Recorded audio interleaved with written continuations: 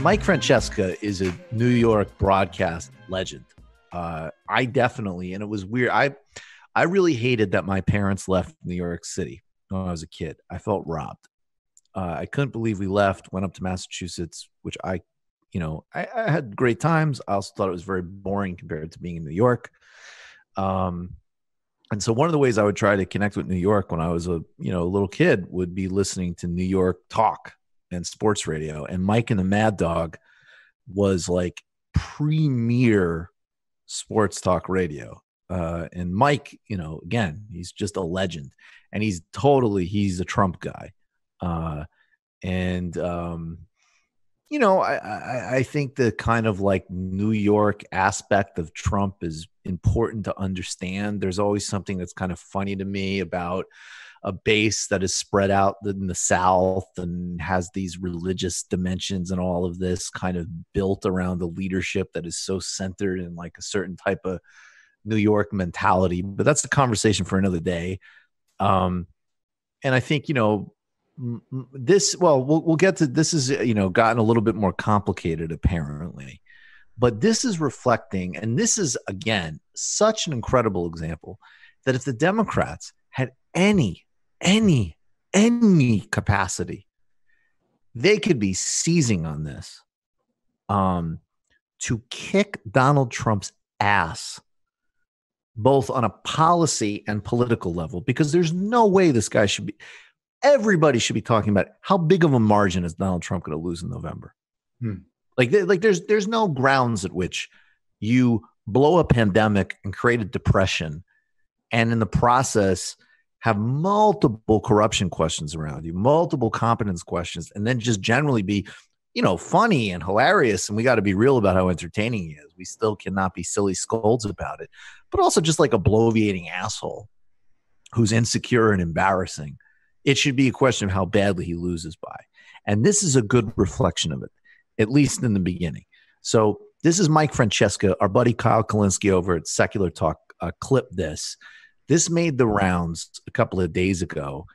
And this reflects of it. And, look, of course, these things, and I know personally, are hitting poor communities of color. It's always the same poverty and healthcare dynamics. It's always a question. It's going to ravage Appalachia. All of the oppressions and the enormous cruelty to the poor of all backgrounds in this country are going to be reflected in the murder rate, I'll call it. And also, this is such a widely spread crisis in New York that almost everybody knows people who have died personally themselves, or like one removed to people that are very close to them. I was talking to a friend of mine. His father has 4 people that he knows personally in his community who have died. This is a Jewish community. Yeah. 4 people. So this aggravation is reflective of that, because New York is a failed state. America's a failed state. New York's an extraordinary failed state. Andrew Cuomo's a failure. Bill de Blasio's a failure.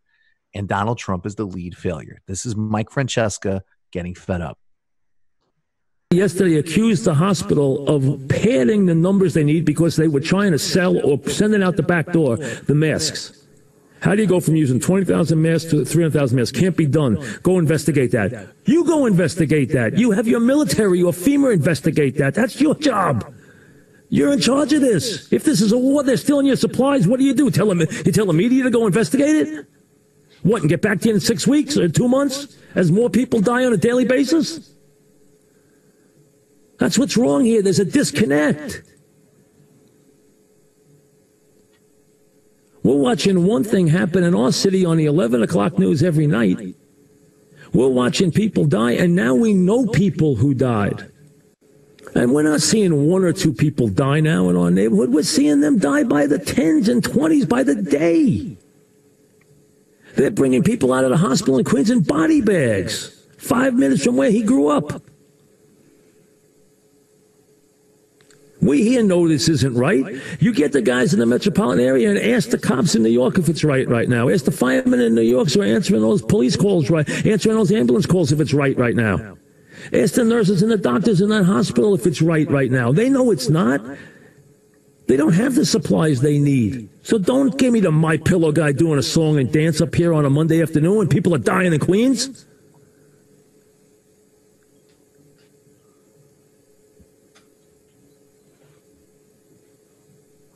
Get the stuff made, get the stuff where it needs to go, and get the boots on the ground. Treat this like the crisis it is. And how can you have a scoreboard that says 2,000 people have died and tell us it's okay if another 198,000 die? That's a good job. How is that a good job in our country?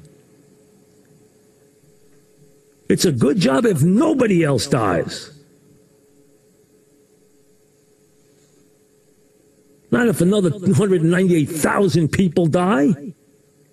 So now 200,000 people are disposable? So that's great. And that's 100% right. And that's exactly the type of reaction that everybody should have and should be capitalized to absolutely, finally destroy this motherfucker politically.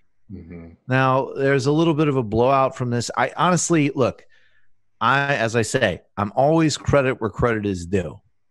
And that clip is doing work. And that clip is true. Now, Mike, because the snowflake culture in this society is evenly distributed across all political quarters, looks like he might have gotten a little bit of blowback from some cucks in his own audience. Matt, what happened? Well, basically, he's threatening the guy who clipped that originally, and I wish I knew who it was, but basically you say, and it's a guy who clips Francesca fairly regularly, but this clip did 2.4 million views, and Francesca was not happy about that, because he's still a Trump supporter, as far as I know. And it's also probably the case that there's some old-fashioned guys in like the radio, corporate radio that are like, this is copyright infringement. We can get a lot of money off of suing this Twitter person who uploaded a clip. But yeah, he's saying, don't do that or I'll sue you. You're stealing my stuff, essentially. So he's trying to dampen down the flames. But you can't argue with the genuineness of his reaction there. Yeah, I mean, I wanna honestly just catch him in his best light. He did a righteous rant there. That's exactly what's happening. Fuck Donald Trump. Fuck Jared Kushner. And the idea that you're going to have a success. I mean, I look forward, and this is my somewhat gallows humor. It's also true. I look forward to the good old-fashioned American lawsuits that are going to rise out of this. That is one very resilient part of the system I anticipate seeing happen. And there's a whole lot of politicians and private hospitals and everybody else that deserve to have their asses sued. Yeah. I mean, there needs to be a reckoning. There needs to be. Because this is profoundly preventable stuff. Mm-hmm. Profoundly preventable stuff. And it's murderous. You just watched a Michael Brooks show video. Subscribe to get them all. Why wouldn't you? Don't be foolish. Click subscribe below and become a patron as well. Patreon.com/TMBS. Thanks, everybody.